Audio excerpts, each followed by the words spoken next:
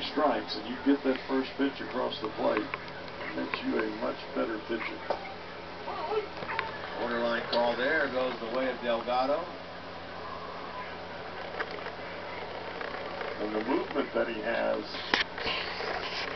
is awfully good. That's why you get those borderline calls. It's tough for that umpire to make that final call as that ball moves off the plate.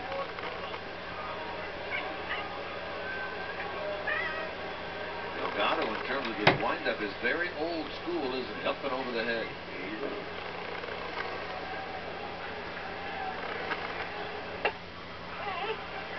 The outside corner there, now a full count. He's been able to do a good job tonight getting that first pitch in there for a strike.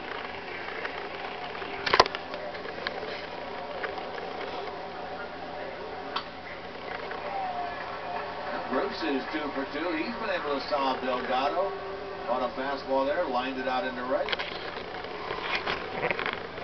And he's on with 2 out. Some movement back out over the plate, didn't it? Yeah, that was a changeup that he turned over, but he left it right in the heart of the plate. And all Jay did was just drop the bat head on the baseball and pulls it right into right field. Well, let's see now if Heisey can move him around.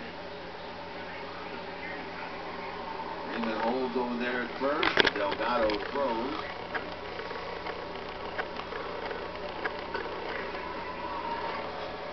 Heisey laid down a sacrifice bunt his first time. Trying to keep this top of the 4th going. When Delgado has had trouble, Jim, it's always been when he's allowed runners on base early in the inning and had to try to pitch around that. But he's getting 2 outs awfully quick. This inning, he got the big 2 in the Reds order. Votto on the fly ball to center. Phillips on the ground ball to the right side. Then Bruce the hit on the 3-2 pitch. Now he's at a ball and a strike to Heisey. He's had 2 quick outs in every inning except the second where Bruce led off with the double. Hard hit up the middle. Base hit for Heisey. Bruce is able to advance only to second, and so the Reds put back-to-back hits together for the first time tonight.